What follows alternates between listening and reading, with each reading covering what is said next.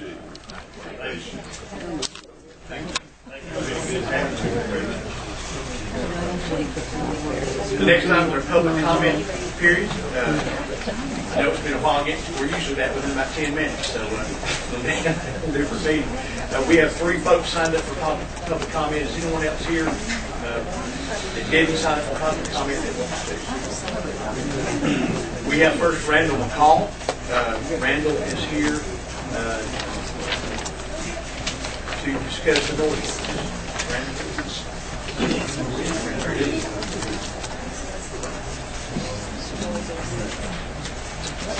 Okay, well, I'm Randall McCall, and you guys know me. I've been here before, and nothing's changed. Still not for it. I hate for somebody that lives beside me to decide what I'm going to do on the property I'm paying taxes on. They're not paying taxes. So, and I hate to see it snowball. Keep getting bigger. It gets me and reevaluated in 6 months to a year. More stuff gets added to it, and then finally we can't do anything. We just have to walk around with our heads down.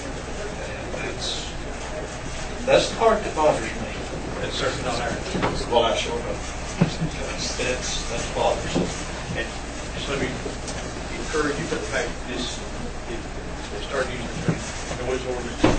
We insist that we call nuisance ordinance. Somebody purposely annoying their neighborhood for us. Our quote ordinance is very long. The part that bothers me on that is, like I said before, that nuisance is like art and beauty. It's in the eye of the beholder, and something one person is doing can get nuisance to somebody else, and they'll be going to cause all the time on everybody. And the kids are like, well, I didn't pay for this place up here to move up, and I have to listen to that. That's the part that bothers me, and that's about all I've got to say. So I don't get taken track. Thank you, Rick. You're right. Thank you. Pat McCall, we also had signed up to speak to the noise ordinance. Mr. Chairman, Commissioners, and yes, I am here to speak on that. I did a little different twist, but a wise old preacher once quoted a song from the pulpit, and I was in the congregation. And he stated that you have to stand for something or you'll fall for anything. I stand for the freedoms of the people of Macon County, both current and future generations. Something that is going to affect the entire county to the magnitude that this ordinance is should not be decided on by a handful of individuals.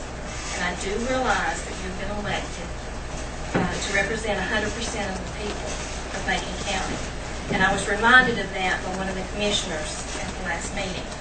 I don't see that that's what's happening here, 100% of people. As I stated before, and it's been in the paper, if you break down the amount, it's 1/10 of 1% that are having an issue. And I dare say that if you look at each situation that's come before you, you will find that there is fault on both sides. Were things handled in a fair and peaceable manner? Probably not, on both sides. There are always 2 sides to every story, and I think that things have gotten out of hand, and the answer is not to pass a new ordinance. It is to address the real issue. We have civil courts to handle issues like this. Let the court decide. At least that individual that is causing the problem will be paying for their own attorney. The people of Macon County wouldn't have to furnish them a court-appointed legal representation if it got to the point of them being called into court. However, if you feel that there is still a need for an ordinance, let the people decide. And for me, I stand on the side of the people of Macon County to preserve the freedoms that we still have for our children. If we don't start standing for the right things and for our freedoms, future generations will have nothing. Thank you, Pat. We have John Hoover. Hopeless. I'm sorry, John. Hopeless. I've not been here before, so I don't know how you do things, but I'm kind of with Stacy, and I wanted to say something really positive about the Macon County Heritage Center at the County School. This is public comment. You can do that now if you'd like. If you give me a soapbox, I'll perform. I'd just like to thank you guys for the backing that you've had so far for the school. Being a transplant from Minnesota, I just love being south of the Mason-Dixie, especially in February. And this school has been just a marvelous opportunity for me as an oil painter, artist, and art teacher to pursue something I love passionately, but also I believe that what's happening there has a across-the-board positive effect for the whole county. I teach oil painting lessons and I teach oil painting workshops. I have students that are seasonal. I have year-round students. I've had students coming from Georgia, Alabama, Mississippi, Louisiana, Florida, South Carolina. I've got students that are seasonal. I've got students that come to the workshops, and they all spend money here. And so it has, the school, as far as the overall community, has a positive impact, in my opinion.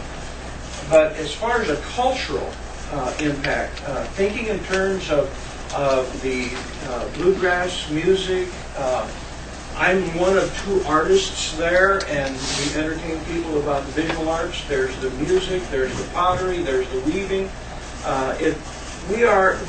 That school has the potential of being a little John C. Campbell folk art school. And it's just dripping with potential. But it's a diamond in the rough as far as the vision of arts and cultural, country arts and cultural center. I just want to say I'm very, very happy to be part of it. I love my studio. It's the nicest studio I've ever had. And I'd like you all to come see me sometime. And I think there's something lacking in here. You need one of my paintings on that wall. And they just happen to be for sale. I was going to say, if you donate one, we'll...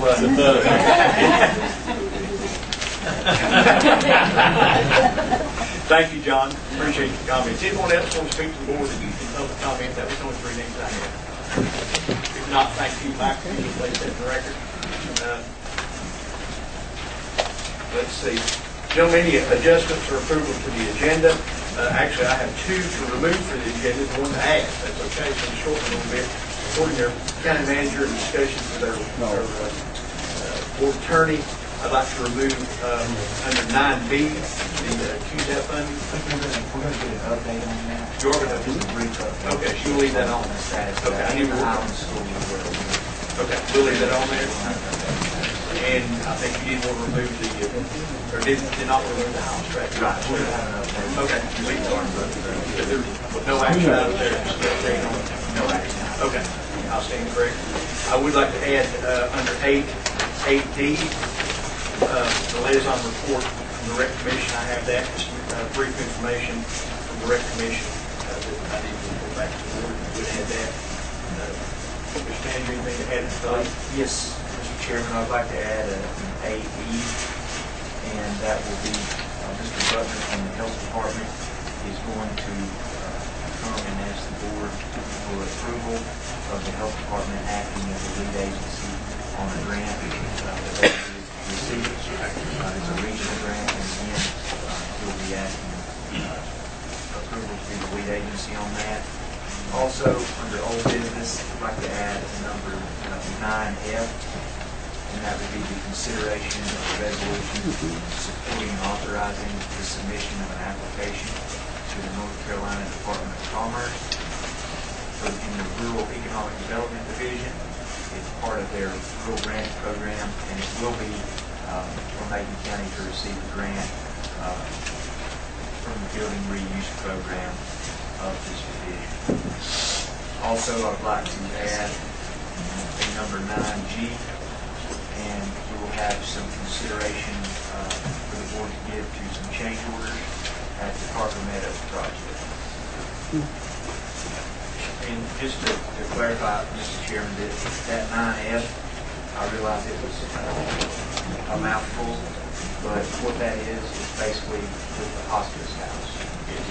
We had some time back, when the board had authorized us, administration, to work with them to apply for this grant. And just so you know, those grants have to come through a public body like ourselves, county Macon, and some other. We've done that, it's received review from legal counsel, and we have a resolution tonight that will verify that. Okay. Anything else? Ms. Shields, anything to add to it? One item, after listening to that, hell, I can put other than I see Kim Angel's here, just some public discussion on the Macon County Transit Shuttle Bus for the trailhead. Okay. Where would you like to put that under? Anywhere. That would be. I guess new business if we've not talked about it before, or if you want to consider old business, since we've heard from the Macon Club, I think we can do it on the agenda. I was going to say to you, just don't forget the amendment for the load union and the range. We had a public hearing, we did not take action on the amendment to the ordinance. That actually,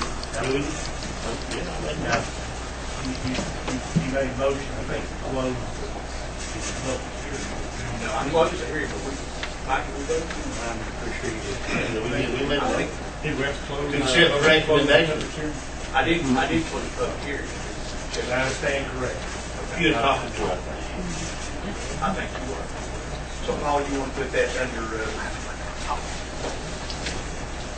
are you asking for an action item? So we probably need to put it under old business. Okay, so we'll put it under new business, and we'll put it under 10B, Macon Transit.